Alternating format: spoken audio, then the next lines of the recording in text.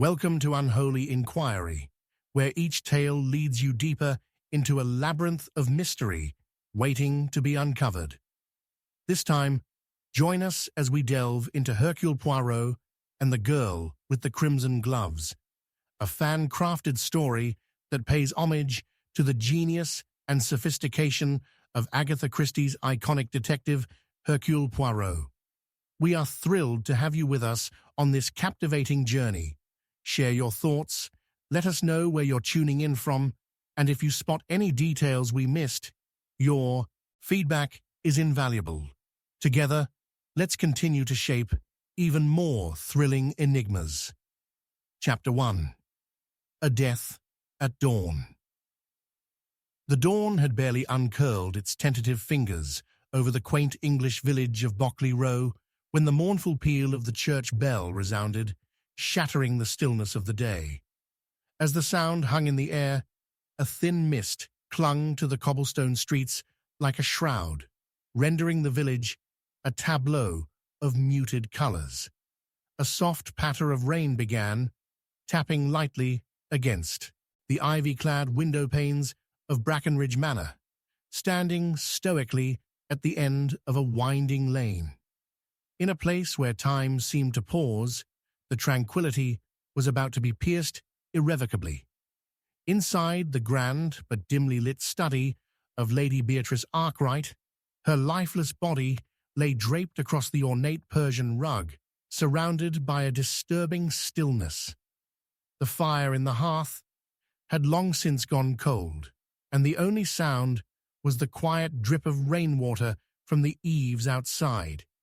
She was clad in a pale silk nightgown, her delicate hands eerily positioned on her chest, with a pair of crimson gloves carelessly discarded beside her, bright as a splash of blood against the muted decor. The door to the study was locked from the inside. There was no hint of a struggle, nor any sign of forced entry.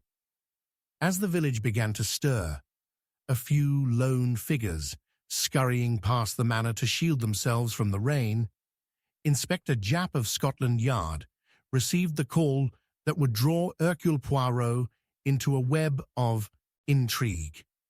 The famed detective, accompanied by his immaculate sense of order and razor-sharp deduction skills, arrived shortly after the dawn of the day, his small frame impeccably dressed, with the look of a man prepared for an expedition of the mind. "Mon ami, you see the scene here is most remarkable," Poirot announced, leaning slightly to observe the body through the doorway, allowing Inspector Japp to enter first. The inspector was accustomed to seeing Poirot working, though he still found the detective's unconventional entrances both amusing and unnerving. Was it suicide? An unfortunate accident? Japp pondered out loud, shaking his head as he stepped into the dimly lit study, the somberness of Lady Beatrice's lifeless form weighing heavily in the atmosphere. "Non, non, my friend," Poirot corrected, adjusting his bow tie and wrinkling his brow as he surveyed the room with meticulous scrutiny. "Lady Beatrice, she was not one to take her life, nor was she careless enough to die by accident in such a way." His keen eyes flickered to the crimson gloves resting on the carpet. "Those, I presume, are a clue?" Japp queried, his interest piqued. "The gloves, yes, but they speak volumes only when paired with understanding the lady herself. We must question not only how she died, but why. What turmoil lay beneath the serene facade of her life?" Poirot murmured, his mind racing through possibilities. While Japp began rummaging through the desk drawers looking for leads, Poirot slowly examined the room. A half-open book lay on the richly appointed writing desk, pages marred with ink stains. He picked it up carefully, its spine cracked with signs of wear. Both sides of the page displayed a rather hurried note, written in Lady Beatrice's elegant hand. It read, "The truth will out, and all will know my heart's desire." Poirot's brow furrowed at the words, puzzled by their implications. "Who would venture into a locked room to claim her life?" Japp asked, his voice breaking Poirot from his reverie. "Only someone who knew her well, someone who understood this room, and perhaps her secrets." Poirot replied, standing tall. "We must ask the residents of Brackenridge Manor. Each of them, they hold a piece of the puzzle, but one amongst them likely held the motive." In the following hour, with the steady rain drumming against the window, Poirot and Japp summoned the household one by one. The first, Mr. Oliver Pike, the estate manager, was a tall man with wild hair and an air of nervousness. His eyes darted from Poirot to Japp, unsure of where to fix his gaze. "I hardly knew Lady Beatrice well. She was a fine lady, always kind to me. Nothing could provoke such an act." Poirot noted the quavering sincerity of his words, but sensed a layer of disquiet beneath. Next came Miss Clara Hargreaves, Lady Beatrice's closest friend. With her tailored dress and an air of poise that belied her tear-streaked cheeks, she was visibly shaken. I was with dear Beatrice just the night before. She had spoken about fears, of secrets being unveiled, but never in a million years did I think—" "Secrets?" Poirot leaned in, pursuing the thread. "Of her past. There were whispers of an affair, a disappointment, but I do not know who it was with." Her voice trembled, and Poirot watched as her sorrow morphed into a flickering shadow of something else. Jealousy, perhaps? The final interview was with Evan, Lady Beatrice's younger brother, a man with a penchant for the bottle. He lounged against the doorway, his eyes heavy-lidded yet sharp as he watched them. "Sister was a complicated one," he sneered, pulling a half-empty whiskey flask from his coat pocket. "She kept secrets from me, made decisions I would not understand. She had admirers, she had foes, but only she knew how deep it ran. I was glad to escape the madness of this place." As Poirot examined the expressions and the secrets of each person, he drew closer to an unsettling realization. They were players on a stage, but who had scripted the drama of Lady Beatrice's death? The crimson gloves remained an enigma. Who did they belong to? Could the heart's desire, mentioned in her note, relate to more than mere affection? As the pieces began to weave together, Poirot felt the tension coiling within him like a taut violin string. He held up the discarded gloves. "Tell me, what do you see?" he implored, his gaze piercing through the fog of uncertainty. "Everything lies in attention to detail. The red, the size, the missing pair. Where is the second glove?" The room fell silent, the air thick with the weight of the revelation. Amidst the downpour outside, Poirot's mind raced ahead. Secrets were swirling, hidden desires were simmering, like the storm outside. But in the confidence of his convictions, he knew that the hourglass had turned. Time was swiftly running out. As the clock chimed, declaring the hour, the truth was surreptitiously lurking just beyond the threshold of discovery. Something had thrust Lady Beatrice into a deadly web, and the answers were now cloaked in shadows, calling to be unearthed. At that moment, a sudden sound interrupted the poignant stillness, a scratching at the study door. Poirot leaned closer to hear better, and without hesitation, he reached for the handle.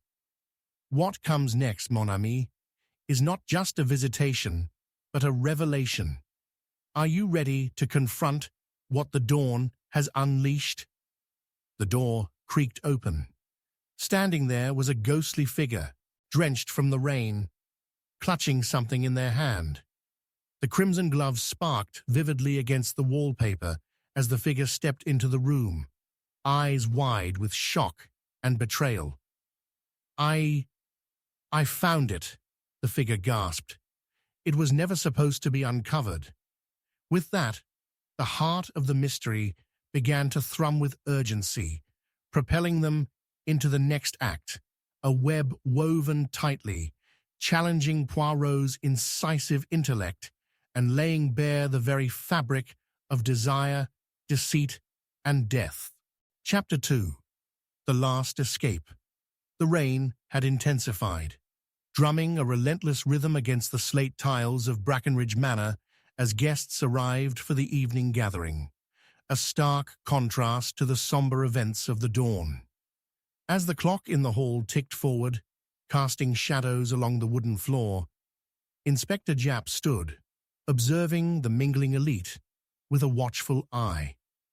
The atmosphere was thick with whispered conversations, their meanings obscured, much like the mist that clung to the village outside. Laughter floated through the corridors intermittently, yet beneath it, an undercurrent of tension pervaded the air. The attendees, a gallery of masked intentions. Hercule Poirot, impeccably dressed in a tailored suit that complemented his stature, moved among them with the grace of a dancer. The detective's eyes sparkled with curiosity, flickering from face to familiar face, each gazing back with a mixture of intrigue and apprehension. He caught sight of Miss Clara Hargreaves, still visibly shaken from the morning's tragedy, and nodded in acknowledgement. He could sense the simmering emotions swirling around her, a mixture of grief, fear, and perhaps something unspoken. "Ah, Mademoiselle Clara," he approached her gently, his voice a soft drawl. "Tell me, how are you coping with the ghastly affair?" "Oh, Monsieur Poirot," she replied, fidgeting with the lace of her sleeve, "to think that our dear Lady Beatrice was taken from us in such a cruel manner. We were just discussing her charms, you know. She was always the life of the party." To speak of charmed lives when one lies dead seems a delicate balance indeed, Poirot noted, his keen eyes narrowing slightly. He had a feeling Clara was more entwined in the shadows of that charm than she cared to let on. Their conversation was interrupted as the doors swung open, revealing the evening's host, Lord Reginald Ashcroft. Flamboyant, with a flourish of his arms, he welcomed everyone into the grand drawing room. "Welcome, dear friends. Tonight we shall remember Lady Beatrice with mirth and merriment, a toast to her memory." Glasses clinked, and the room echoed with laughter, yet Poirot didn't miss the shifting glances that passed between the guests, each one more revealing than the last. The very air felt thick with secrets, and he could almost hear them whispering behind polite smiles. "Poirot," Japp leaned closer, "I overheard tales that our girl with the crimson gloves, a guest of great interest, has gone missing. No one has seen her since the funeral."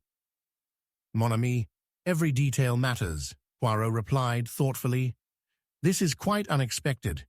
She could hold the key to our understanding, given her connection to Lady Beatrice." He scanned the crowd, noting a few faces closely. Among them was Oliver Pike, the estate manager, whose nervous energy had only been amplified by the event's pomp. As the clock chimed the hour, Poirot decided to make his move toward the drawing room's tall windows, their glass fogged with moisture. Outside, the rain cascaded, creating a world cloaked in obscurity, matching the intrigue of the manor's interior. "Poirot, do you think it wise to entertain such morbid matters this evening?" Japp asked softly, not wishing to disrupt the ambience. "Ah, but you see, Inspector, the truth does not wait for good manners or befitting times. It lurks in the shadows, much like our elusive woman with the crimson gloves," Poirot insisted, a fire igniting in his eyes. "When a lady disappears under these peculiar circumstances, We must probe deeper. Suddenly, a sharp commotion to his left brought the detective's attention back to the crowd. "She's here! The girl with the crimson gloves!" a young man exclaimed, his face pale as he pointed towards the double doors. From the entrance emerged the enigmatic figure, the very embodiment of intrigue. Draped in a deep crimson gown that clung gracefully to her silhouette, she moved with intention. Yet it was her gloves that caught the room's attention. The fabric was rich and red, striking against the drab decor of the manor, and she wore only one, the other conspicuously absent. "Ah, mademoiselle," Poirot stepped forward, allowing the buzz of the crowd to quiet into an anticipatory hush. "You are a vision, even amidst tempestuous weather.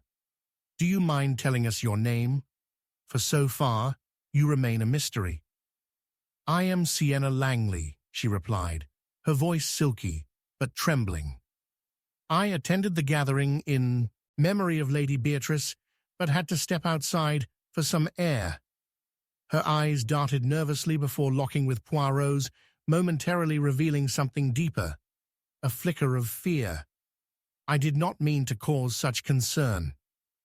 "Not at all, Mademoiselle Langley," Poirot assured her, his expression softening. "But if you could, please indulge us with the details of your absence. Your arrival is rather intriguing."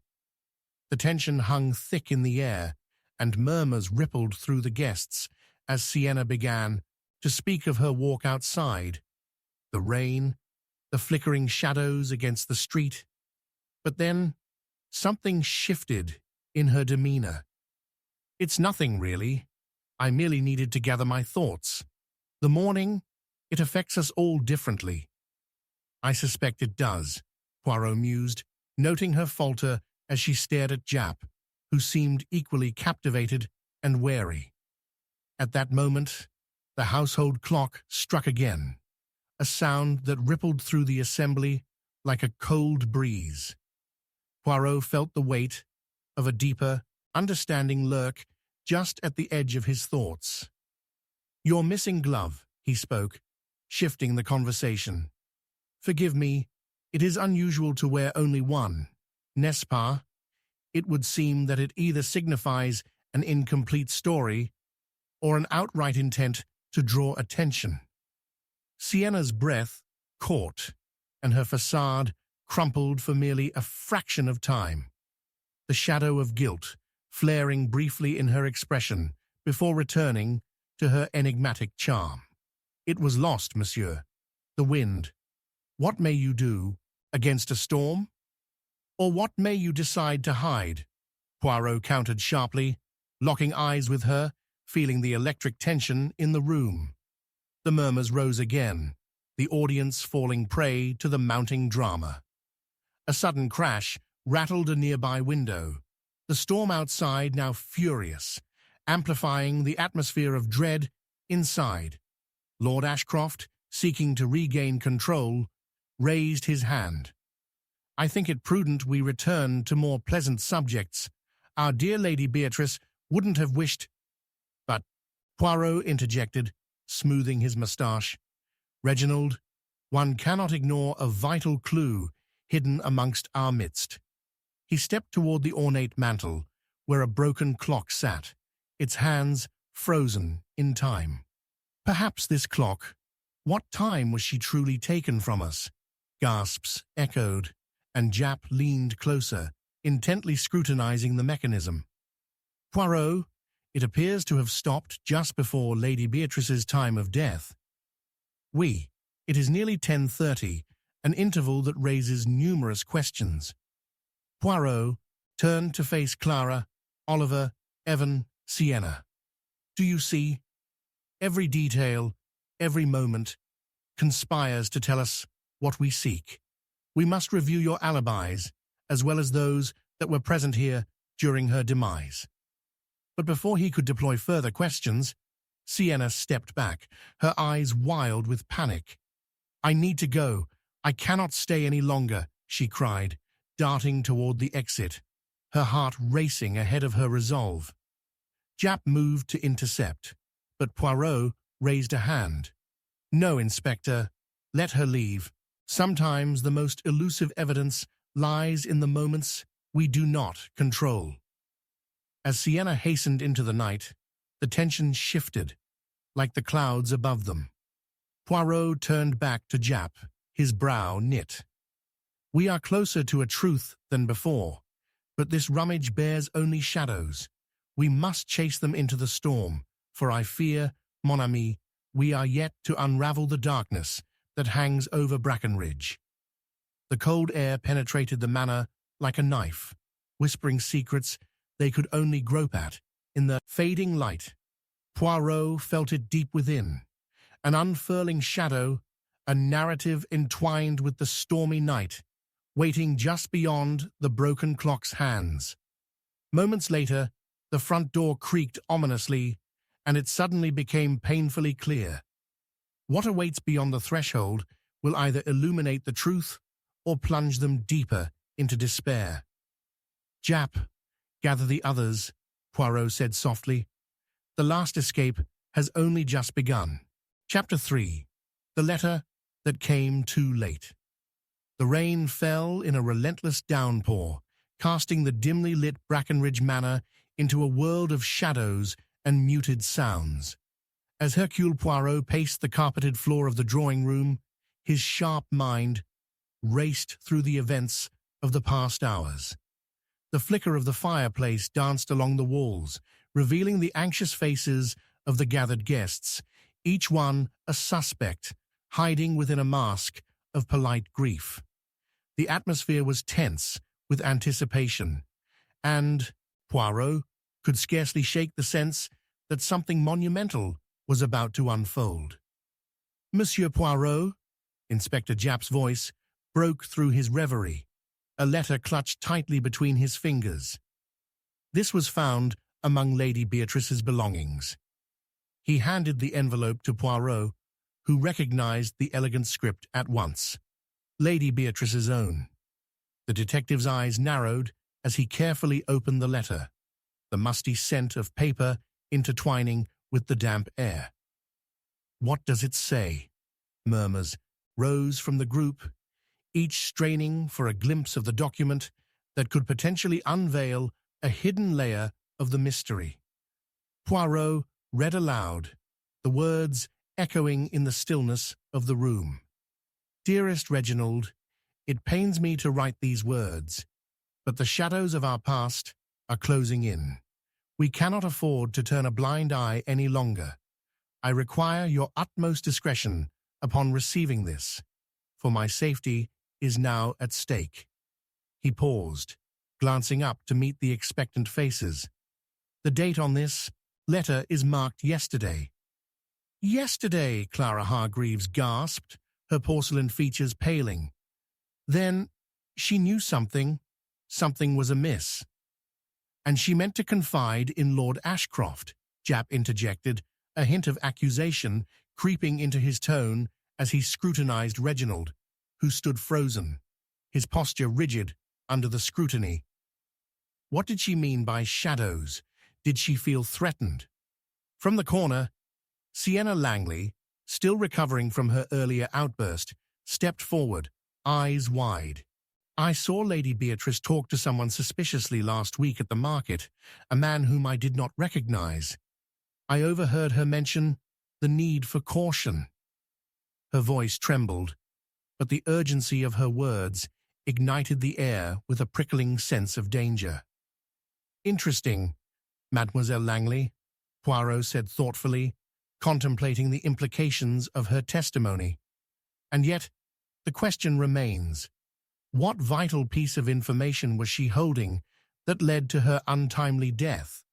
Her letter shall guide us, but its intent is shrouded in obscurity." "Intent?" Reginald's voice shook as he stepped forward, visibly distressed. "I had no idea she feared for her safety, or I would have—" He stuttered, running a hand through his slicked back hair. "This is outrageous. I loved her." "Did you, Reginald?" Poirot pressed softly, scrutinizing the man's blushing cheeks and darting eyes. Yet you would not have seen it fit to share this letter. Surely Lady Beatrice expected to confide in you for a reason. Lord Ashcroft's temper flared, a hint of indignation creeping behind his composure. How dare you suggest that I had knowledge of such things?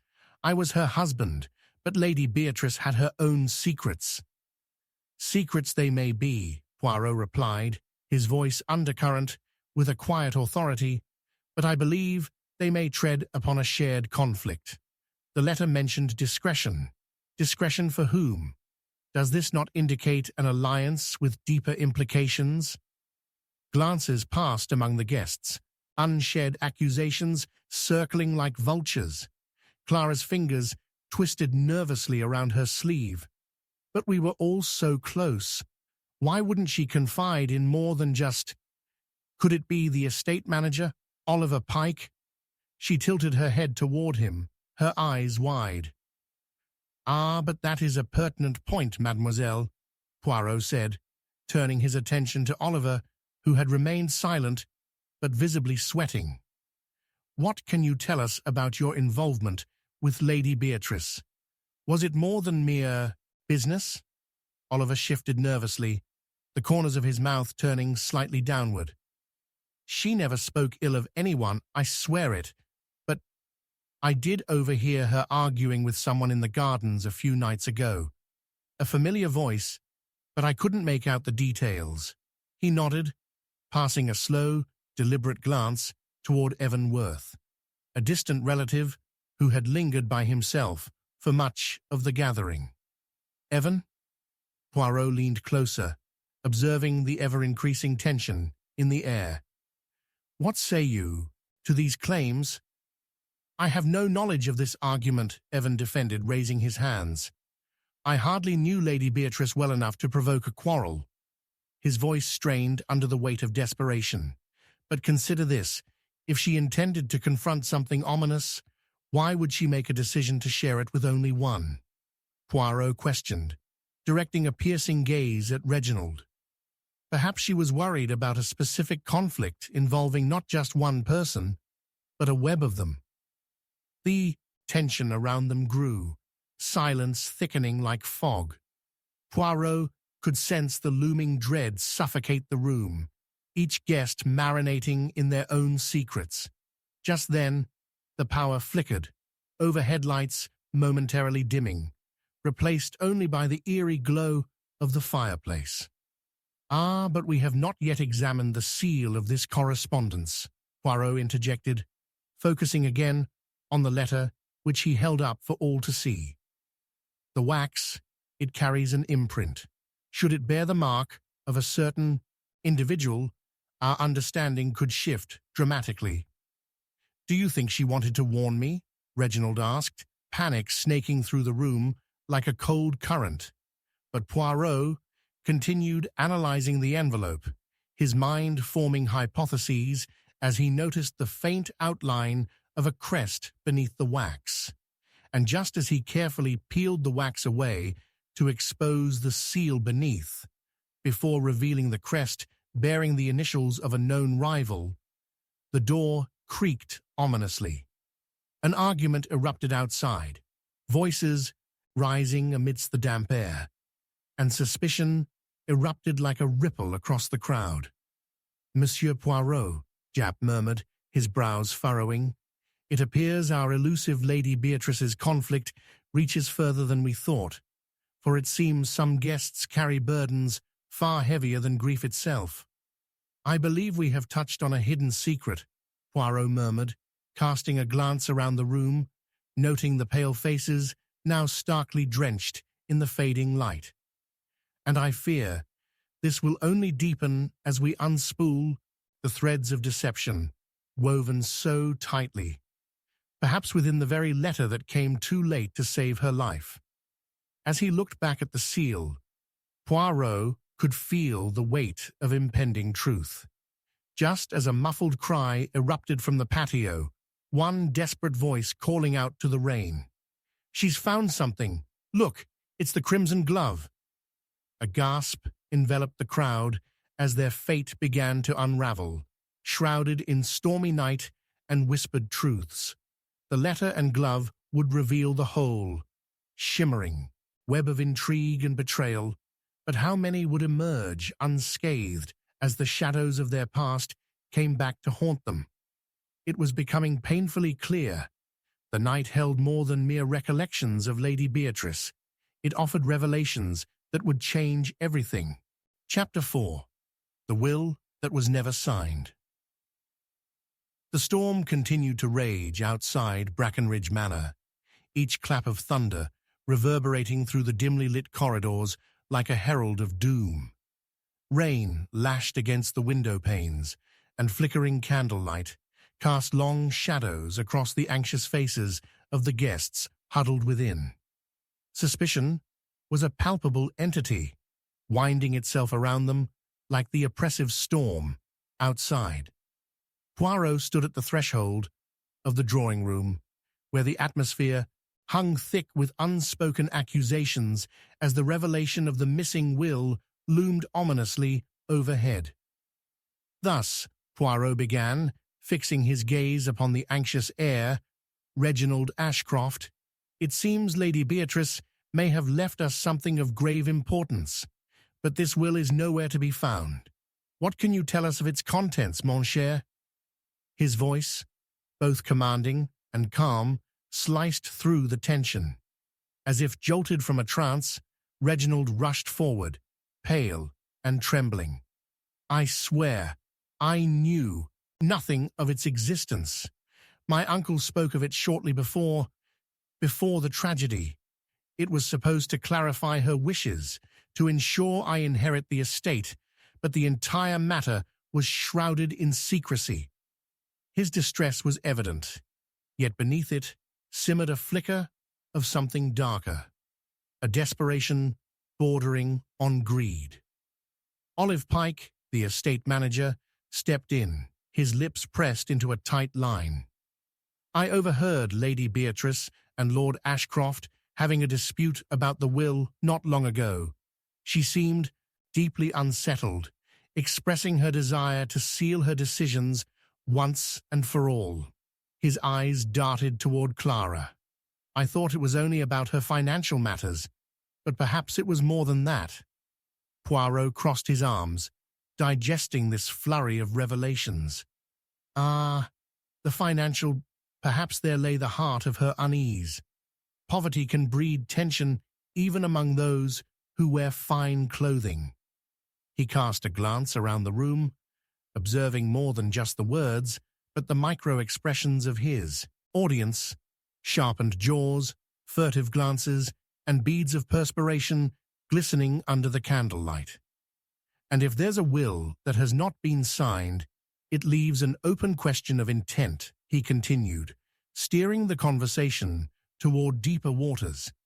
But intent is often obscured behind a veil of motive. Reginald, how would you react if you did not inherit your due? The young heir's eyes widened in alarm. Think carefully, Poirot interrupted, his voice firm, yet measured. It is not mere hypothesis. Should we postulate that such a will existed, what could possibly lead Lady Beatrice to rescind her affection?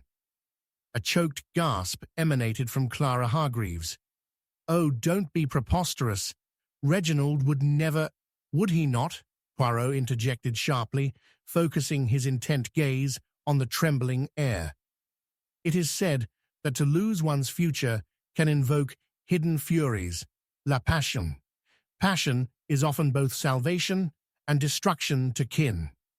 Reginald's cheeks flushed a deeper shade of crimson, betraying the internal tempest within. I cared for her. She was my— Your what? Poirot pressed, leaning in further. Your benefactor? Your guardian? Or was she something more, young man? Tell us of your relationship. Was it all gone once the affection ebbed? Reginald's mouth opened and closed, as if he were a fish out of water, struggling for breath. I loved her, but the estate, I needed to protect it from the shadows. Japp suggested enterprisingly, his brow furrowed. You did mention shadows before, Reginald. Shadows closing in. At that, Oliver interjected, a hint of caution in his tone. You misunderstand him, Inspector. Lady Beatrice was known to be generous, possibly to a fault. She may have felt that embracing her son, however distant, was the right course to take. Reginald sought her approval. A sound insight, Oliver, Poirot applauded, then turned sharply. But approval in exchange for what, I wonder? Love? Security? Or perhaps it was symbolic. Silence she sought. An oath to, per se, shield the truth through omission. Suddenly, the door to the drawing-room burst open, revealing Sienna Langley, breathless, rain-soaked, and disheveled from the storm. You won't believe what just happened, she exclaimed. The urgency in her voice drew every eye. I found something in the gardens, the gardener's shed, a leather-bound folder that looked suspiciously like her will. Gasps swept through the room. Hearts quickened. What do you mean? Reginald choked out, his voice all but a whisper. I thought it odd that he had hidden it away among the tools, as if he feared someone would find it. But it's too late for that now, Sienna continued, pulling the slim folder from beneath her dripping coat, holding it aloft like an offering. Poirot took a careful step forward, his eyes gleaming with sharp purpose. Ah, that may shift our entire understanding, Mademoiselle Langley. He reached for it, fingers brushing against the worn leather, feeling the weight of expectations swell in the room. The folder felt unassuming, mundane, yet certainly, within it, lay the seeds of truth. As Poirot turned it over, his sharp eyes scrutinizing the wear on the edges, the ornate seal caught his attention, different from any he'd witnessed before, an emblem etched deep, and crest signifying nobility, but one that did not belong solely to Lady Beatrice. He felt unease pooling in his gut. Japp, the seal. Poirot nodded brusquely, motioning for the inspector to lean closer. You collect the particulars of this. I will read it. But as he opened the folder, the electricity in the air shifted. A palpable uncertainty swirled in tandem with the rain outside. They braced themselves, eyes trained on Poirot's face, as he meticulously leafed through the pages, his expression changing with each passing moment. Ah, it is not signed, Poirot muttered, his brow furrowing with concentration. Yet, it appears it contains instructions that suggest Lady Beatrice had intended for a different path altogether. Poirot's voice escalated, excitement and trepidation intertwining. Inside, he discovered a distinct signature, but it belonged to neither Lady Beatrice nor anyone he had previously suspected. As he turned the final page, a sudden boom of lightning lit the room, throwing stark shadows across the faces of the gathered guests. Poirot's breath caught sharply as he read the final line, a revelation that intertwined deception, inheritance, and wrathful ambition. With urgency rising, he turned to the group. We stand on the precipice of discovery, but before we proceed, we must ponder the unscripted intent that this will implies. Our next steps shall unmask deeper truths, but beware, for the storm does not lash only at the manor. It rages within each of you. And just as the last word escaped his lips, Sienna's scream pierced the air. Pointing to the window, she cried, "Look, someone's coming up the path." The door creaked open again, but now it wasn't merely rainwater that leaked into the manor. It was a new wave of uncertainty, heavy with the promise of more revelations and escalating danger. As Poirot narrowed his gaze toward the darkening silhouette moving in the shadows, his instincts flared to life. This mystery had only just begun to unfurl its layers, and with each moment, the stakes rose higher, threatening bones long since buried. Suddenly, the air grew electric with anticipation. Only time could tell who would emerge from the storm with their secrets still intact, or who would be left to face the chilling winds alone. Chapter 5. The Vanishing Offer. The storm had not yet abated. Outside, the wind screeched against the tall oaks, their branches twisting like tortured souls. Inside Brackenridge Manor, a silence deeper than the rain fell upon the guests. With every clap of thunder, tension coursed through the air, thick with unspoken fears and rattled nerves. But the electric charge of revelation had barely settled before calamity struck once more. "I cannot find Sarah."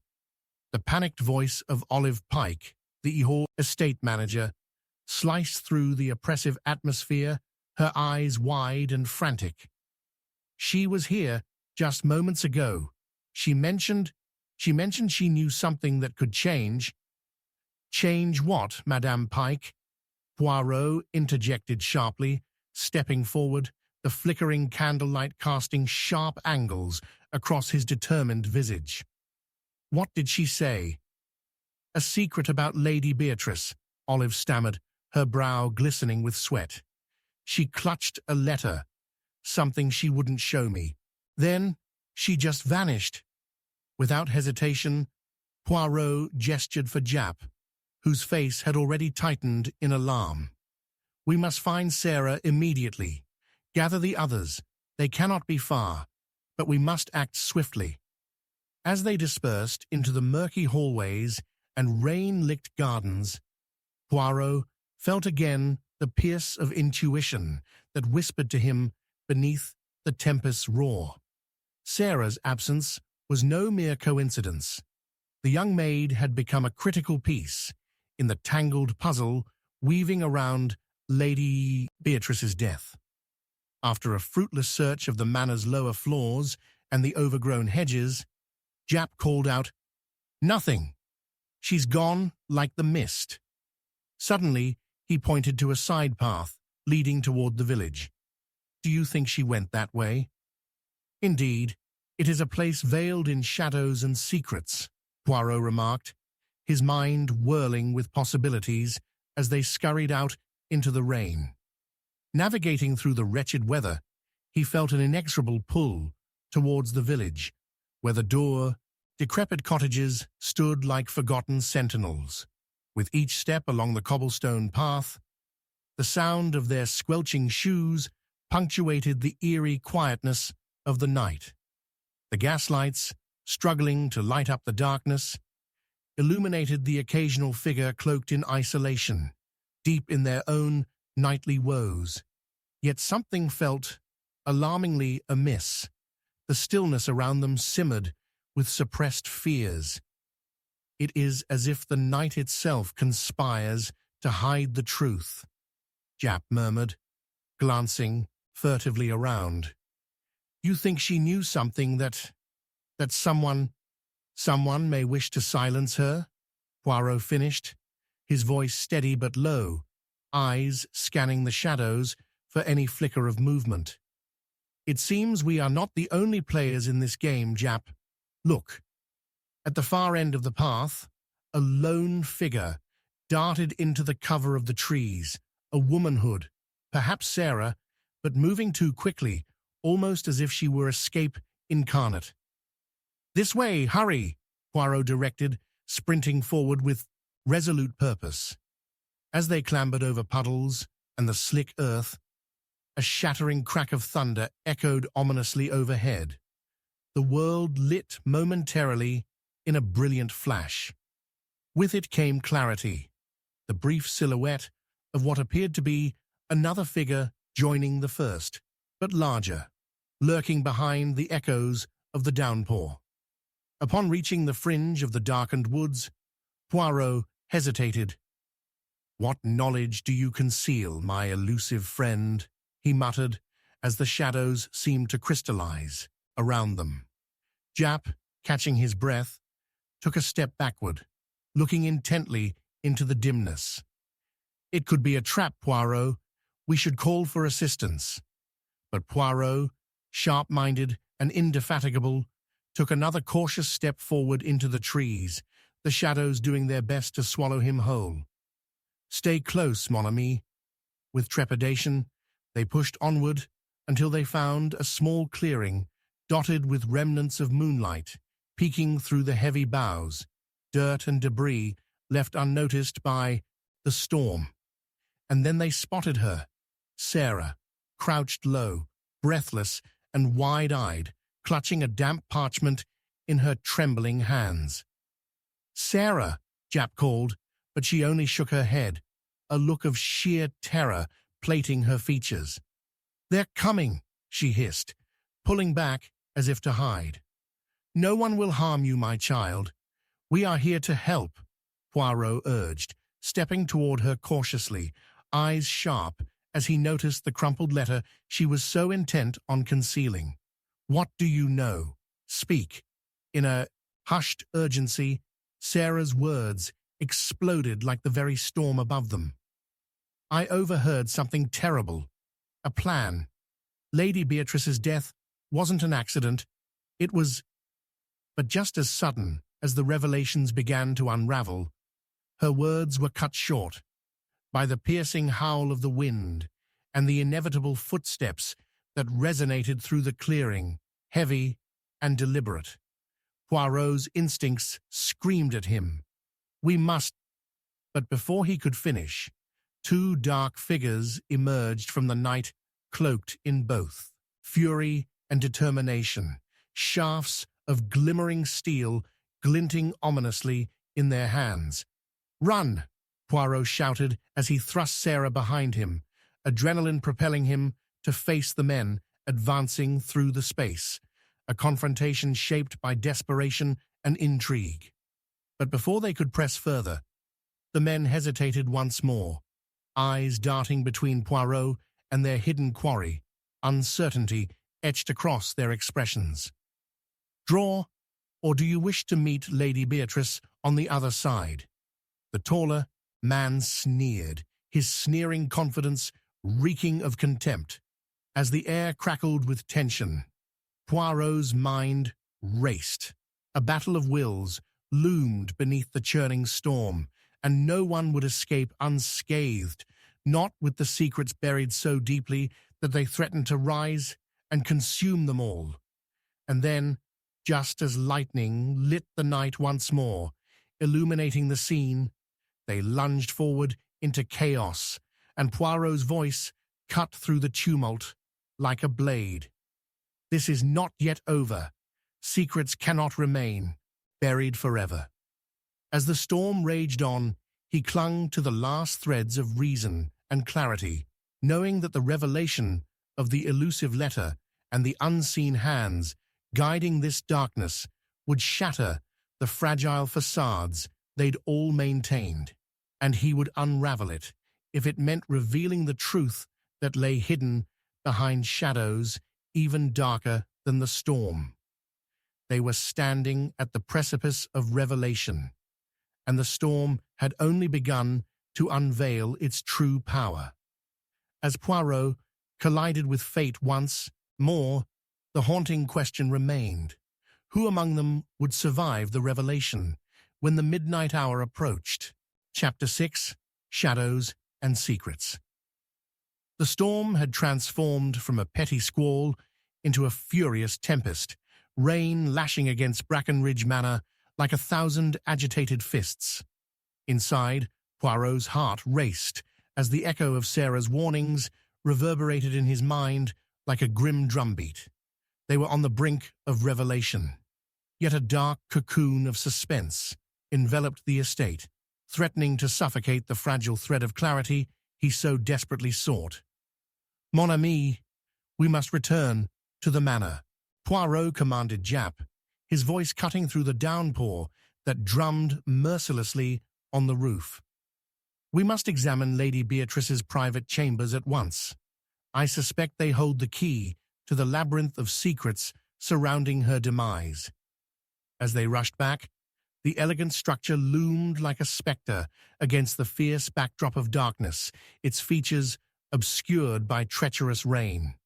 Once inside, the air carried a scent of damp and decay, laced with the mustiness of history. Sienna, her face pale, stood waiting in the grand foyer, wringing her hands, her demeanor fraught with anxiety. "There are whispers, Monsieur Poirot," she said, her voice tremulous. "The staff are frightened. Some think the manor is cursed. Lady Beatrice had secrets, dark ones." Poirot inclined his head, the corners of his mouth tightening, with renewed resolve. "And it is time we uncovered them. The truth lies cloistered within these walls, and we shall not shy away from it." With Japp trailing closely behind, Poirot ascended the grand staircase, his footsteps muffled by the plush, faded carpet. They reached Lady Beatrice's chambers, a door adorned with an ornate brass knob that glimmered in the flickering candlelight. Poirot pushed the door open, a creak slicing through the silence, revealing a dimly lit sanctuary of plush furnishings and elegant drapery, yet imbued with an unmistakable air of confinement. The room felt heavy with the weight of unspoken histories. As Poirot's gaze swept across the exquisite display of paintings and the decorum of genteel living, it was a seemingly innocuous bookshelf that seized his attention. "Japp," he beckoned, "there is something amiss here." Drawing closer, Poirot inspected the shelf meticulously, his fingers grazing the spines of books. Half hidden among the volumes was a faintly ajar book that appeared particularly well worn, its spine cracked and frayed. With a deft motion, he pulled it free, revealing not only the tome's antiquity, but also a small hidden latch secreted behind it. When he pressed it, a whisper of a breeze escaped, and a panel in the wall swung silently open. "Remarkable," Japp exclaimed, peering into the newly revealed darkness. "What could this be?"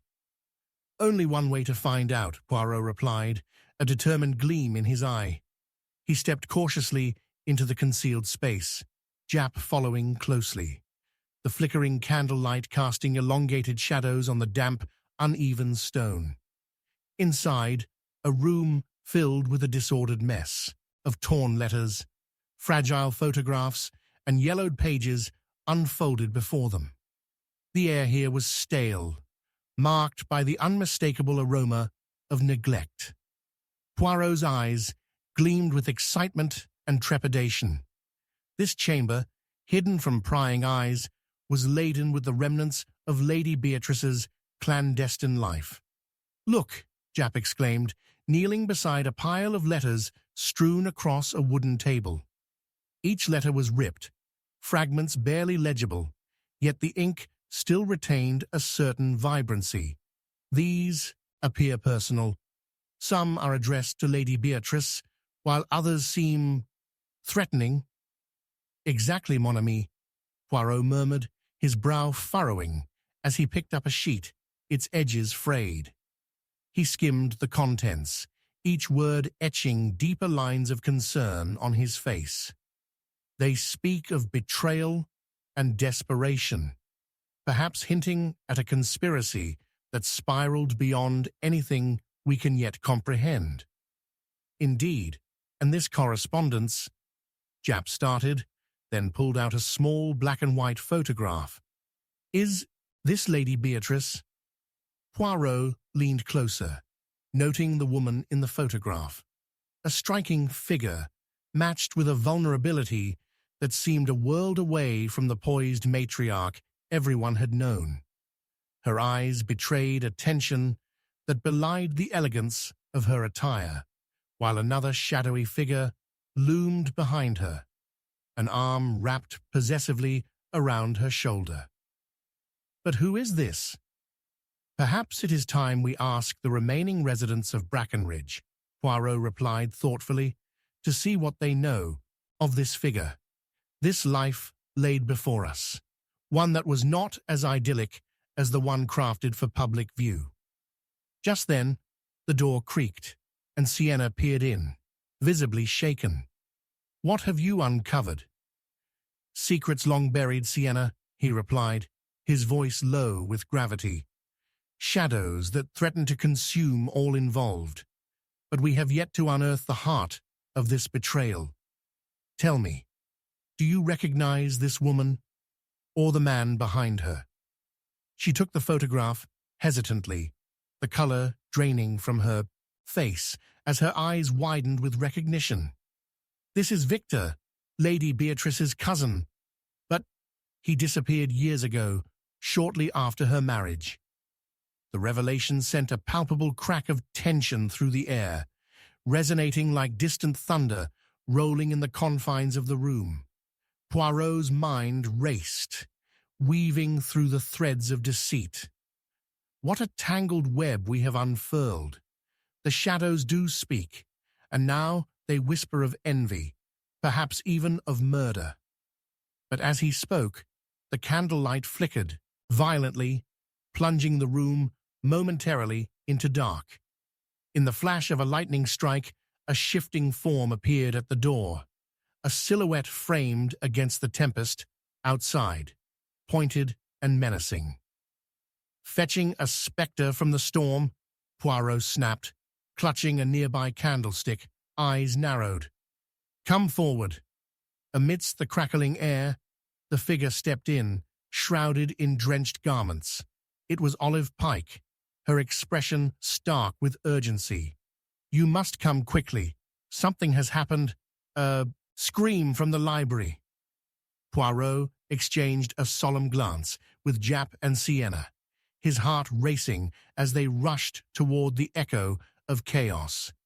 This night of storms had unveiled not only shadows of Lady Beatrice, but promising secrets that roiled in the hearts of those close. What lurked behind the final revelation could forever alter the course laid before them. But the question remained, pressing on the back of his mind as they bolted through the manor halls. Could betrayal be standing so close to them, breathing just beyond the door? And before they reached the library, Poirot felt a chill settle deep within him. For tonight's revelations were only beginning, and the silent winds were destined to roar louder still. Chapter 7. Whispers from the Past. The echo of a blood-curdling scream lingered in the air, sharp as the bitter wind that whipped through the corridors of Brackenridge Manor. Poirot's heart raced as he and his companions hastened their steps towards the library, the scream still hanging like an unwanted spectre in their ears. The storm outside intensified, the rain now a steady deluge against the old stones of the manor, a cruel symphony to accompany their growing tension. As they burst into the library, they were met with a scene of utter chaos. Books were strewn across the polished oak floor, their pages fluttering like frightened birds. The flickering candlelight cast eerie, darting shadows upon the walls, making the room seem filled with phantoms. In the center, near the grand fireplace, stood Olive Pike, her pale face drenched and drawn, knuckles whitened as she clutched a twisted print of her own shadow, the emblem of something she had seen. "Please," she gasped, her voice trembling. "It was all too sudden. I found him sprawled by the fire." A gasp escaped Sienna's lips as she moved forward, only to halt suddenly, her eyes fixed on a crumpled figure lying low against the hearth.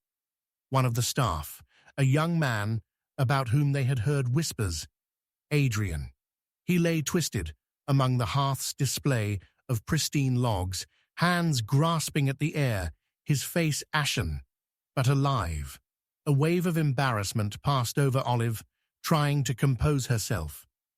"I was bringing him tea, and then, suddenly—" "Do not frighten yourself further," Poirot interjected, moving swiftly toward the fallen man.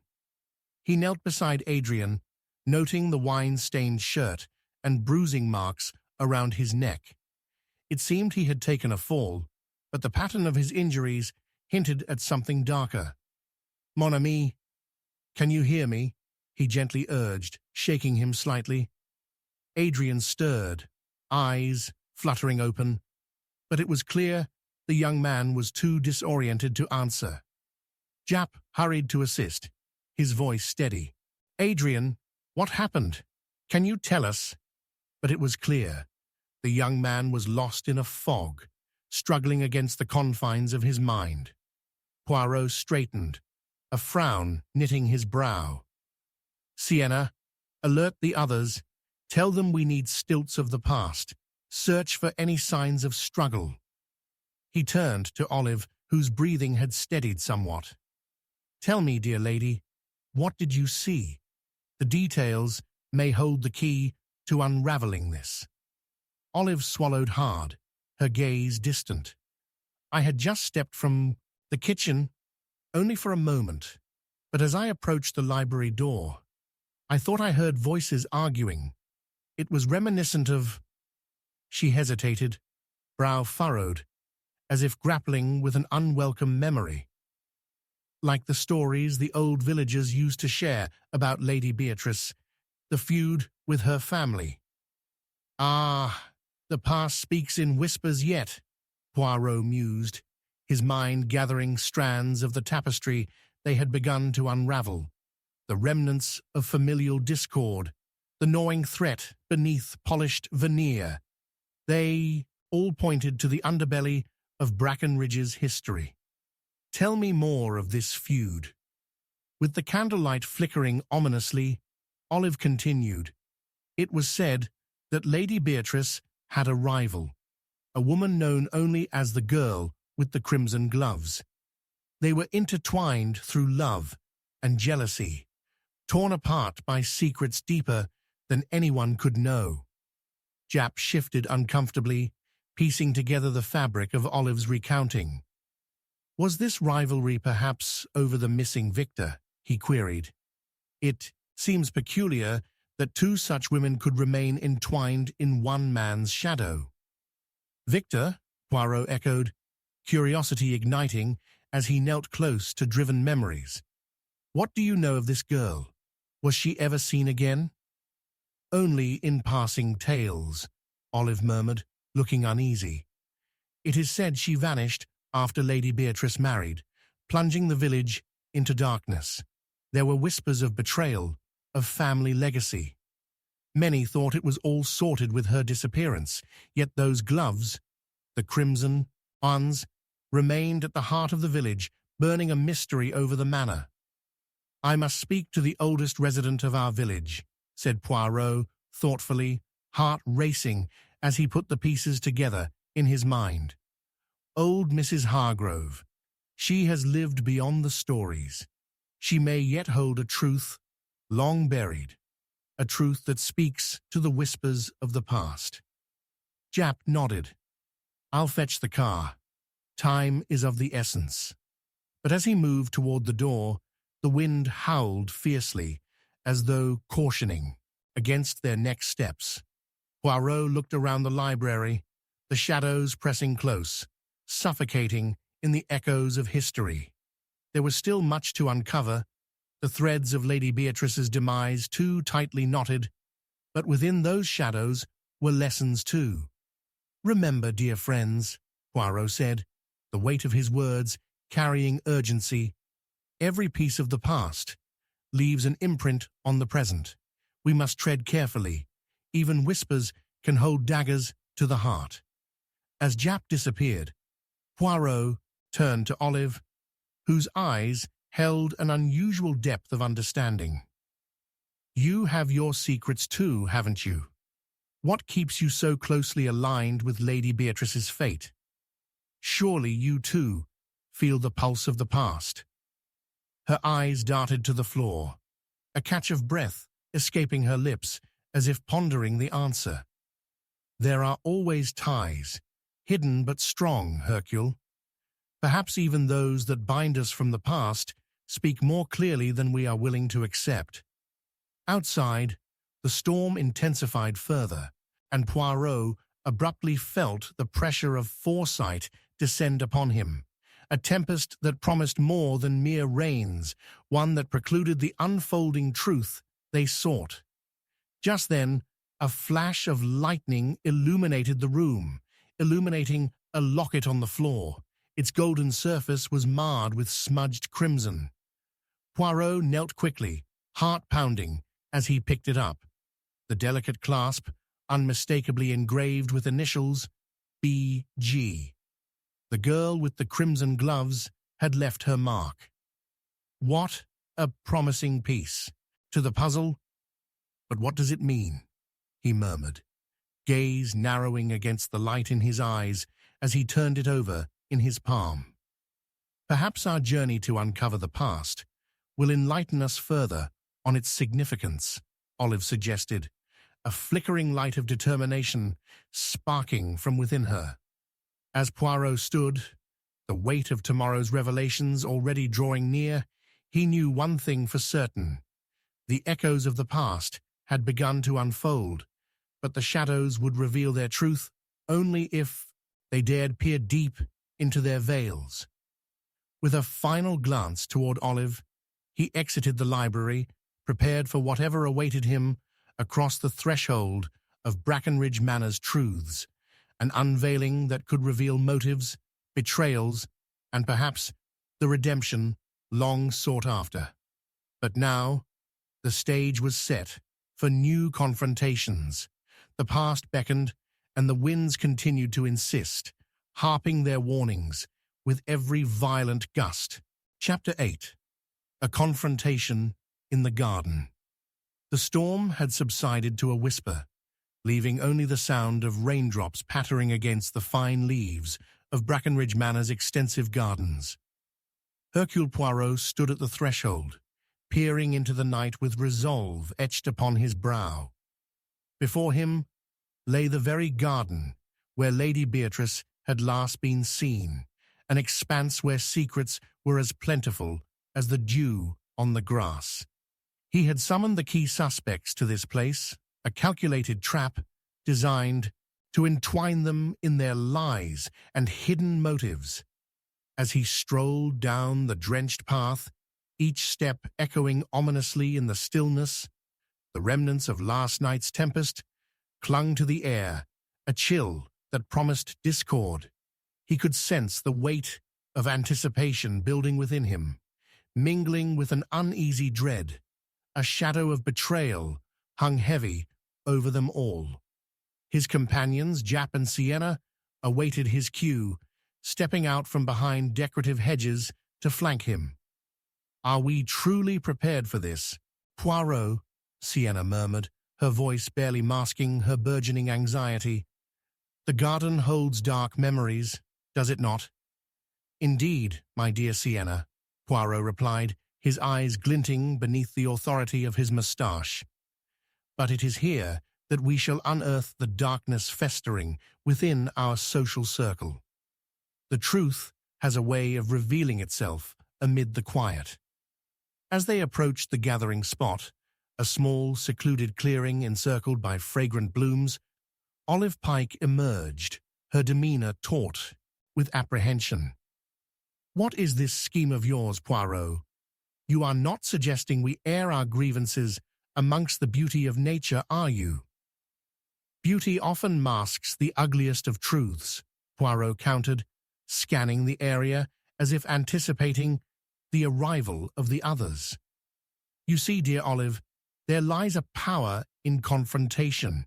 It is here, amidst these flowers, that we can lay bare the thorns of resentment and deceit." Just as he finished speaking, footsteps crunched on gravel. The guests, a motley assembly of Lady Beatrice's acquaintances, began to trickle into the clearing, clearly puzzled at being summoned to the damp garden rather than the warm comfort of the manor. Each wore a mask, but Poirot's keen eyes searched for the fracture lines, the tiny crack that might reveal what lay beneath. Adrian, the young man whom Olive had found by the library fireplace, appeared last, his countenance pale and shaky, but imbued with a new-found resolve. "Is this really necessary, Poirot?" he asked, the tremor in his voice revealing a hidden vulnerability.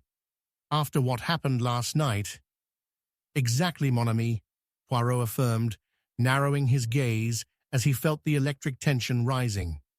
"It is necessary. The game has changed, and now we shall draw back the curtain on the past." As they all stood, gathered, clad in mingling scents of rain and blooming flora, Poirot felt a pulse of energy. "We have lingered in shadows long enough," he began, his voice slicing through the air with the precision of a well-honed blade. "The dark past clings tightly to our present, and we must confront these lingering shadows before they ensnare us." He stooped to pick up a delicate red glove, half hidden beneath the verdant ferns in the corner of the clearing. "I believe this belonged to our elusive girl with the crimson gloves. It appears our paths are finally converging." He held the glove aloft, his eyes scanning the faces around him, and noted the flinches and swallowed breaths that rippled through the crowd.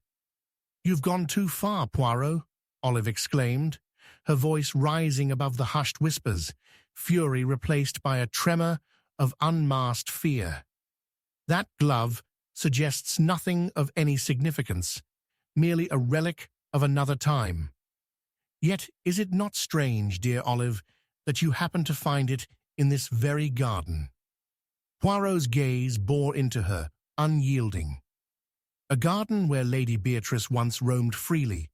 Tell me, do you feel the weight of the past upon you? Is there not a connection you wish to reveal?" But before she could respond, a sharp voice sliced through the night. "What nonsense is this?" It was Japp, stepping forward, the remnants of the previous day's tension boiling to the surface. "We all have whispered secrets. What more can we reveal amidst the fading daylight? If Lady Beatrice's ghosts must confront us, let us bring her legacy out in the open." Poirot gestured for silence. "Ah, Inspector, our true intentions lie beyond mere proclamations. The heart of this gathering is not simply about our pasts, it is about the betrayal that stems from jealousy and ambition. Perhaps it is best we allow the memory of Lady Beatrice to guide us." Adrian's voice, usually soft, suddenly blared, bitter and defensive. "You think you know everything, Poirot. You don't know the pain, the truth behind her disappearance. It was not just a family feud or jealousy. There was something much more sinister." Gasps erupted from the assembled group, and Poirot's heart quickened, sensing a breakthrough. "Speak your truth, young man. Let this moment be a revelation for us all." Adrian took a shaky breath, fury and vulnerability intertwining in his expression. "I loved her, more than any of you could fathom. She was different, special. But once Victor vanished, Lady Beatrice became a prisoner of her own choices, and no one stopped to see the torment beneath her grace. This garden was her solace, but it was tainted by the weight of lost love and grim shadows." Sienna gasped, stepping closer, her hand clutching the pendant still hanging around her neck, a locket that held memories of her own. "But you had a part in it too. You were there the night she—" A sharp wind whipped through the garden, cutting off her words. Poirot felt the atmosphere change, tension coiling tighter around them. "Enough. The truth lies within our confessions. I need you all to cast aside your masks. There lies a dangerous thread entwining our fates," he commanded. Then, just as he felt victory within reach, a thunderous boom rang from above, startling everyone. A blinding flash of lightning illuminated the garden momentarily, revealing another figure lurking in the shadows, one previously unforeseen. "You let her die," the unknown assailant shouted, voice trembling with rage. "You all shall pay for what you did." With that final pronouncement, echoing ominously into the night, Poirot's heart raced. The pulse of the mystery surged once more. Betrayal, passion, and resentment twisted in a web far more intricate than he had imagined. "Stay," Poirot demanded, resolve sealing his words as the silhouette merged seamlessly into the night. "The game is far from over." In an instant, the ground felt as though it was shifting beneath them, and Poirot sensed the presence of a truth yet unveiled, as thunder rolled ominously above, foretelling the confrontation that would shatter their fragile facade yet again. The winds swept fiercely, an announcing herald, beckoning them to follow the echoes, revealing the tangled underbelly of their tortuous narratives. In the thickening atmosphere, the clues began to coalesce, leading efficiently to another layer of hidden motives that demanded illumination. The night loomed large, and buried secrets now waited impatiently to exhale, ready to swallow them whole. Chapter 9. The Arrangement of Lies. The rain had returned, a relentless patter that seemed determined to drown the world outside. Hercule Poirot remained in the garden, his keen mind spinning with the chaotic revelations from the previous confrontation, thoughts racing from one possibility to another. He could still feel the shiver of shock ripple through the assembled suspects. The ghostly figure that had appeared out of the storm, accusing them of Lady Beatrice's death, left a sour taste in the air, one that spoke of bitterness and hidden grudges. And now a shadow loomed, unsettling his every deduction by introducing more variables into an already tangled web of deceit. As the storm clouds parted slightly, stained with the mauve hues of twilight, Poirot caught a glimpse of a figure approaching the manor's entrance. A woman clad in a crimson raincoat, her hood pulled up to shield her features. The girl with the crimson gloves, Olive had spoken of her, and now, it seemed, she was back, to weave her tale into the fabric of this intricate mystery. With a flutter of anticipation, he motioned for Jap and Sienna to remain alert, daring to embrace the potential turning point ahead. With each step that drew her closer, Poirot noticed the way the night seemed to close in around her. She flicked down her hood, revealing a cascade of golden curls, now damp from the rain. Her porcelain skin glistened, highlighting the vivid crimson gloves that graced her hands. An unsettling air surrounded her, as if she carried within her a weight of knowledge, or secrets she desperately wished to share at a given moment. "Ah, mademoiselle," Poirot greeted, stepping forward with a composed demeanor. "You grace us with your presence. We were just discussing the unfortunate fog of mystery that seems to linger over Lady Beatrice's fate." "I too have been caught in that fog, Monsieur Poirot," she replied, her voice steady yet laced with an undercurrent of tension. "It is a sorrowful night, in which the winds echo of remorse and regret.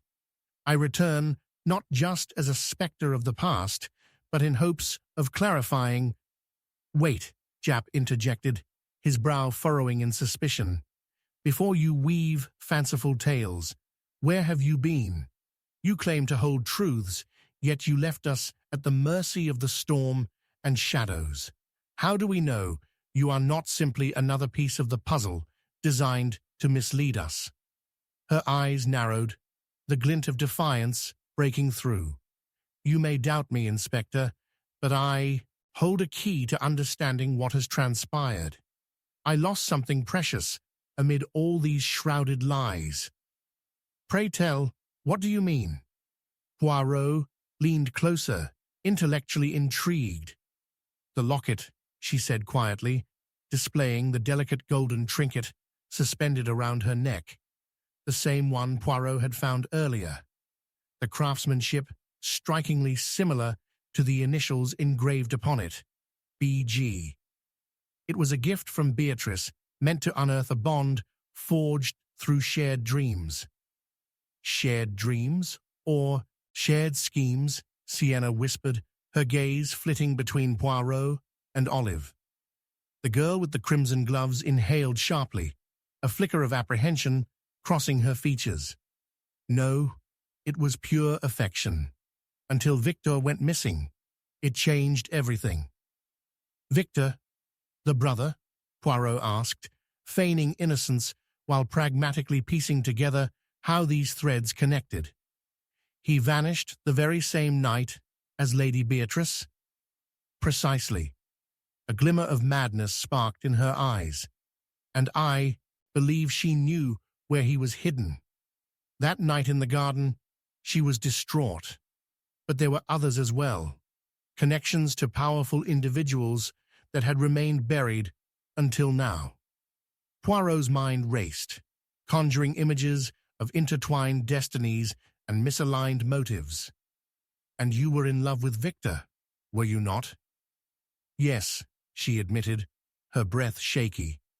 But I had also uncovered a plot, one that involved Beatrice, Adrian, and even Olive. They were entangled in something far more sinister that night than mere jealousy. I'm afraid it was not simply the brother that obstructed their aspirations. Are you suggesting that jealousy could lead to murder? Jap's tone danced on the edge of sarcasm and disbelief. How terribly cliché. Yet you see, Inspector, Poirot interjected, allowing the pronounced syllables of French to linger in the air for dramatic effect. It is often the most predictable motives that hide the deadliest secrets. What is more astonishing is that you, Mademoiselle, would return at this precarious moment after staying submerged from the events, only to drape your words in embellishments, yet convey none of your whereabouts. Oil illuminated another figure emerging behind the girl with the crimson gloves, and eager gasps rippled through the gathered group. It was Adrian, storming through the rain-soaked grass, determined yet disheveled, eyes burning with accusation. You claim this illusion of knowledge, but you were just waiting until it suited your purpose. Just where were you earlier, intermingling in affairs you claim to understand? Enough! Poirot's voice sliced through the chaos, redirecting their contentious argument. Let us not shatter what semblance of order we possess. Miss, if you possess alibis and truths, you must now articulate them. Everything is vital. Speak before the threads unravel further. Her eyes darted nervously between Adrian and Poirot before exhaling sharply, her boldness slipping. When Lady Beatrice and Victor vanished, I sought refuge with the man she was to marry, a man who manipulated circumstances to ensure her disappearance accommodated his designs. I see, Poirot murmured, curiosity mingling with ancient fatigue. And was that man our dear Adrian? Adrian's brows knitted together in defiance. That is preposterous. I adored her fiercely. You cannot place your suspicions upon an innocent man. Yet the locket, Poirot pressed, taking another tentative step forward, is what binds us to these hidden truths, and soon will unravel the story of betrayal that has sealed your fates. With heightened anticipation, Poirot felt the turning tide of revelations cresting ominously around him. But then, at that precipice of truth, the clever alibi surfaced, the police radios embedded in his mind that perhaps the very fabric of their understanding had been arranged, woven with threads of lies even he had not considered. The tension crackled in the air as the clock continued to tick relentlessly towards unearthing a plot spiraling deeper than he had imagined. With renewed resolve, Poirot leaned closer, locking his gaze upon Olive's hardened expression, sensing a fracture within her veils of bravado. "And you, Mademoiselle Pike, tell me your truth. It is time for clarity, or the night will consume us all." Just as she opened her mouth to respond, a blinding flash of lightning illuminated the garden once again, and a shrill scream pierced the air, the echo of desperation, layered suddenly with impossible urgency. Poirot turned sharply, adrenaline surging, as he realized that the tangled web of lies had just intertwined into something far darker than he ever anticipated. As thunder growled overhead, promising to unleash yet more mayhem, Poirot braced himself, knowing they stood on the brink of unraveling the threads that could either fortify their resolve or shatter them entirely. Chapter 10. The Reversal of Fate. The scream reverberated through the garden, piercing the cacophony of wind and rain with a visceral urgency that seemed to shake Poirot from his contemplative stupor. Glancing around, he saw the assemblage of suspects recoil. Expressions of disbelief morphed into dread. It had come from the manor, an anguished cry that heralded calamity amid a turbulent night. Instinctively, Poirot's mind flicked into high gear, the gears of deduction turning as swiftly as the Ige storm clouded the sky. "Stay here," he ordered as he tore toward the manor, peculiar resolve propelling him through the downpour. The cobblestone path shimmered in the lightning's brief illumination, and each step closer sharpened the overwhelming sense of foreboding. His heartbeat quickened when he reached the grand entrance, the oak doors flung open, revealing a tableau that would forever mark the night. Inside, the air was already thick with tension. There, crumpled on the polished floor of the foyer, lay Olive, the girl with the crimson gloves, her raincoat a stark contrast against the marble. Poirot knelt beside her, noting the pallor of her complexion. She was unresponsive, eyes closed, as if asleep. Yet the unnatural angle of her head and the growing pool of crimson beneath her neck revealed the grim truth. Adrian rushed in from behind, his face a mask of horror, as he faltered upon witnessing the shattering scene. "Olive!" he gasped, dropping to his knees beside her, the resolute airs of his earlier demeanor dissolving into panic. "Someone has killed her!" No, she was struck down while we were in the garden confronting each other." Poirot dismissed Adrian's outburst with an emphatic gesture, turning instead to his own faculties, piecing together the puzzle before him. 2 lacerations marked Olive's neck, suggestive of a jagged weapon, and the closed locket around her throat swung gently, the gold reflecting dully beneath the flickering light. No, it could not be. Yet the implications were too clear to ignore. "Adrian, was she alone?" Poirot demanded, his patience dissipating. "Had anyone else entered this enclosed space before you?" "I was outside," he stammered, eyes darting, waiting for her to speak.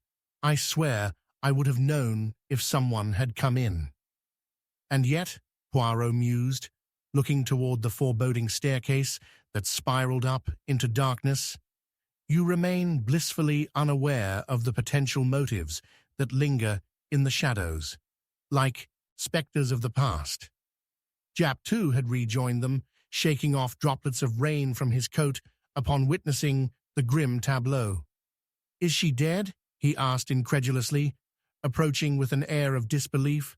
"Surely she must be breathing." "The cut is deep." Poirot's voice carried an undeniable finality, underscored by an understanding that gripped him tighter than the howling winds outside. "She has succumbed to her injuries. If but a moment had passed before haste took me, perhaps—" "Enough of your earning the guilt, Poirot," Jap cut in, a mix of frustration and somber realization, making his voice tremble. "This changes everything. We must gather everyone while this wind still howls." But Poirot, momentarily lost in thought, was already reconstructing the flashes of the night. Their conversations, tensions, the confrontation, and now this ceaseless storm of a tragedy that clawed at the very foundations of their investigation. With a precise mental cataloguing, he focused intently on Olive's locket, its tantalizing ability to reveal or conceal a deadly truth. "Let us not lose credibility in our inquiry," Poirot intoned, rising to his feet and gesturing for the others to follow him into the parlor. Her last breath. "The locket shall guide us to the hidden truth of her demise and perhaps unearth other unspoken pieces that lie buried amid betrayal." As they entered the grand sitting room, Poirot observed the intervals of silence hang heavy, broken only by the storm's fury. Outside, each shadow seemed a living entity, poised to disclose revelations cloaked in darkness. The remaining suspects were gathered, their expressions ranging from shock to veiled trepidation. Adrian aligned himself beside Jap, his eyes fixated on Poirot with a haunted intensity. The detective held Olive's locket delicately, its engraving shimmering momentarily in the fireplace's flickering glow. "This locket, once adored for its significance, now haunts us. It binds her fate to those she left behind. I must ask, who among you possesses knowledge of its history?" Ruthless silence ensued. Poirot's piercing gaze wandered, inspecting the faces of those surrounding him. Each visage appeared to hide shadows, dark, protective impulses stitched elaborately to their cores. "Victor," he began softly, noting the slight flinch from Jap. Was he not fond of declarations of love with tokens of significance? It may have carried an essential meaning. "It was all so long ago, Poirot," Adrian interrupted, voice saturated with resentment. "You cannot blame me for what has come to pass today. Olive was part of the past you dwell upon, something you cannot truly comprehend." The words hung heavily in the air, stirring the depths of tension among them before Sienna took a step forward. "But you loved her, Adrian. What lengths would you go to retain your power if it betrayed her? Why now?" The world seemed to tilt upon its axis with Sienna's words. As if emerging from a stupor, she revealed a connection so glaringly potent it cast light on the dark corners of their relationships. But Poirot perceived more. He sensed the churning emotions in Adrian's eyes, the swelling waves of jealousy entwining with guilt, shading the spaces of innocence into shades of malevolence. "But what of the others?" Poirot pressed on, his mind whirring with the shifts of the storm. "Olive revealed she sought refuge fitting for two, long before we spoke last. Did you not yourself dismiss her when she offered knowledge of a greater conspiracy? We were caught in webs of love, not darkness. You must understand." Adrian's voice quivered, but stood resolutely against the tide of allegations. The storm's rage crescendoed outside as another flash of lightning illuminated the parlor. In that brief moment, Poirot's mind clicked into place, the intricate patterns of Olive's fate now curling toward a broader design far more dangerous than he had encountered. The world outside shrouded them in unsettling possibilities, and as the echoes of their whispers faded, Poirot felt the impending truths lurking with insatiable hunger to consume further lives. It's time to reveal the true face behind the masquerade. Someone here holds the key to Olive's murder, and she is not the only victim ensnared by our tangled motives tonight. And in mere moments, Poirot was about to complete his thought when a sudden noise issued forth from the hallway, a low creak that precluded another presence amidst the chaos. As he turned toward the source of the sound, Poirot could barely breathe, heart racing in anticipation. The darkness of the unknown crept ever closer, threatening to unearth an even graver reality that promised nothing short of catastrophe. Was he too late to unravel a fate already sealed by hidden truths? With renewed urgency echoing through his veins, Poirot prepared to unveil the looming facade, knowing instinctively that this rich tapestry of human emotion now hung in the balance, precariously close to unraveling completely. The suspense crackled in the air, waiting for the next torrential storm of revelation. Chapter 11. The Curtain Drawn. The storm outside continued its relentless assault, rain pelting the windows like 1,000 desperate hands clawing for entry. The shadows in the parlor grew long and flickering under the dim light of the old chandelier, creating a dance of silhouettes that twisted ominously across the walls. Just as Hercule Poirot prepared to confront the uncertain souls gathered in the wake of Olive's murder, a sudden crash echoed from the hallway, the sound slicing through thick tension like a knife. Poirot turned sharply, a venom of fear tightening in his chest.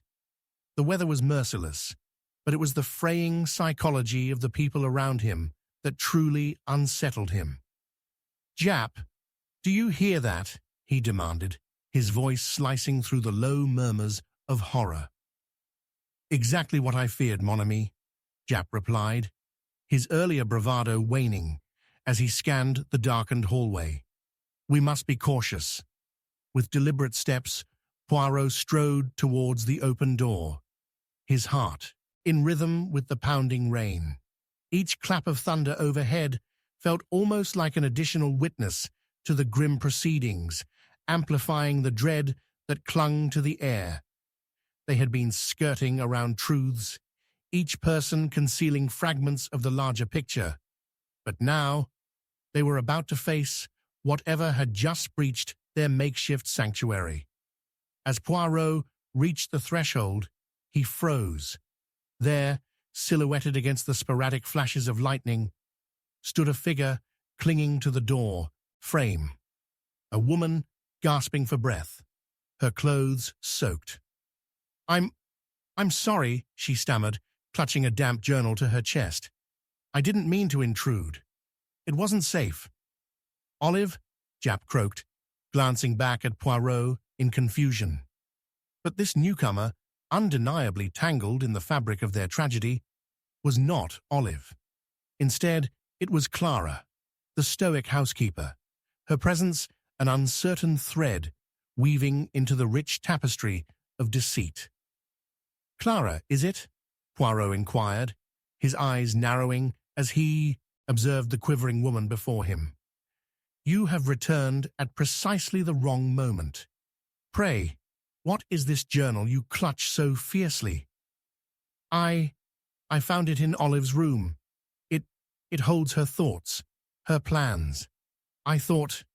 Clara faltered, her composure fraying under the weight of scrutiny. "Thought what?" Poirot pressed, now intensely curious. "Did you think perhaps you could discover the reason behind her death?" Clara gaped at him, the pain of an unspoken bond threatening to spill forth. "It's not that simple. Olive wasn't who you think she was. She confided in me about fears that extended beyond the mundane." "Aha!" Poirot exclaimed, interrupting her in excitement. "A clue. Perhaps it is time to share those details. The truth shall be unveiled." Just then, Adrian stepped forward, his agitation palpable. She was a troubled girl. "Clara, don't let your imagination run wild. How can you lay her tragedies upon us now?" His voice rose, echoing in the otherwise hushed room. Palpable, tension, crackling in the air. Clara's glare was icy. You loved her, Adrian. Was that love sincere? Or were you entangled in a web of manipulation, seeking your own ends? Mind your words, Adrian shouted back, but Japp spoke up, his consternation breaking through. Enough. Clara, you've opened a path toward the truth. Share the journal with Poirot. He alone can see through the darkness that has enveloped us. With trembling hands, Clara passed the journal to Poirot, who took it delicately, his eyes glinting. He flipped through the pages, the flicker of the room's fire illuminating hastily written notes, sketches, and a list of names, some familiar, others less so. Here, he said, tapping a page gently. Some are names of acquaintances, perhaps even allies. But here, he paused, his trademark precision honing in on a striking entry. The scrawled line, perhaps the heartache of choices long past can bind us to the future's paths. The air thickened with suspense as Poirot looked up at the gathered faces, their expressions as uncertain as the night outside. What do we make of this, I wonder? It speaks not just to love lost, but to financial entanglements, to betrayals that echo through time itself. Adrian's face flushed, an angry crimson, suddenly defensive. They're just scribbles. Olive was suffering from her own mind, not at the hands of others. You grasp at shadows, Poirot. But shadows hold secrets, Poirot insisted, a spark of determination igniting in his emerald eyes. For example, this name here, Victor, the very same who fled under mysterious circumstances when our dear Olive went missing. And who's to say your motives are entirely innocent, Adrian? Poirot gestured sternly. Your love declared, but your fervor hinted at darker undercurrents. The room held a collective breath, a fabric of palpable anxiety spinning tighter as secrets slowly peeled away like layers of an onion. Poirot's gaze didn't waver. Instead, it burrowed deeper, probing the hidden truths. Victor, who had remained silent, broke the stillness with a low, sardonic laugh. Love? Jealousy? I would not conjoin those two emotions in this sordid tale, mon ami. We each play our part in this tragic play. Not one of us is merely a victim. Play, Poirot mused, a shroud of calculated intent displacing the atmosphere. No, good sir, it is far more sinister. Your motivations intertwine like old roots, desperate to suffocate the very truth we all seek. Whatever transpired with Olive, it was not just a result of malice, but of secrets. Suddenly, another wave of thunder roared outside, and Poirot paused, realizing there was a deeper motive intertwined with their fates. Clara, you had known Olive perhaps better than the rest. What did you see? What did you hear in the days leading up to her homicide? Clara's eyes widened with dawning comprehension, piecing together the fragments of her recollections, fear mingling with resolve. She spoke of choices, ones she'd made to protect, those she loved, ones that could tear lives apart if revealed. But before she could elaborate, the sound of a shattering glass erupted, and Poirot spun around, heart pounding. In the wake of the sound, a chilling laughter echoed throughout the manor, mingling with the storm's ferocity. Too late, Poirot. Too late for the truth to change the past. A shadow emerged at the doorway as the curtain of deception fell away, revealing motives deeper than mere envy, bets placed against time itself, and a calculating revenge that threatened to engulf them all.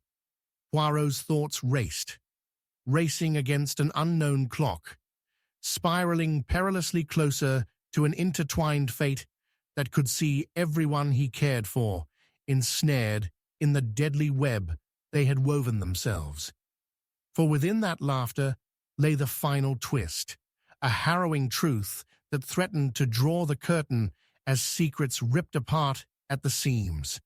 And Poirot knew he had to act before they all fell into the abyss of darkness together. Chapter 12. The Final Stroke of Justice. The tempest roared violently, rain hammering against the windows like an army of spectres encircling the manor. Inside, the air was fraught with tension, thick and oppressive, punctuated by the shadows that swirled under the flickering chandelier. Poirot felt the intensity in the room magnify, each heartbeat synchronous with the consuming storm outside.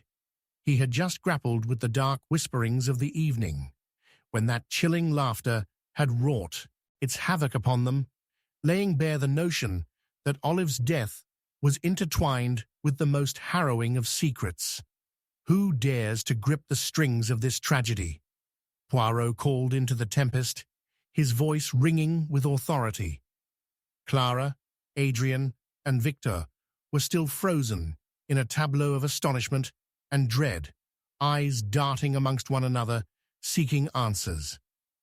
"Speak, for I have not the luxury of time," Poirot demanded, directing his ire toward the figure lurking just beyond the door, a man abandoned by shadows.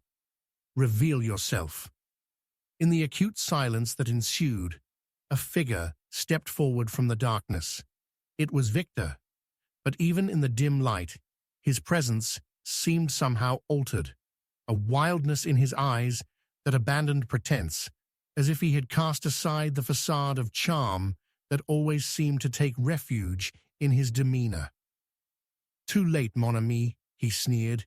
"Do you honestly believe that you can untangle this web before we are all consumed by it?"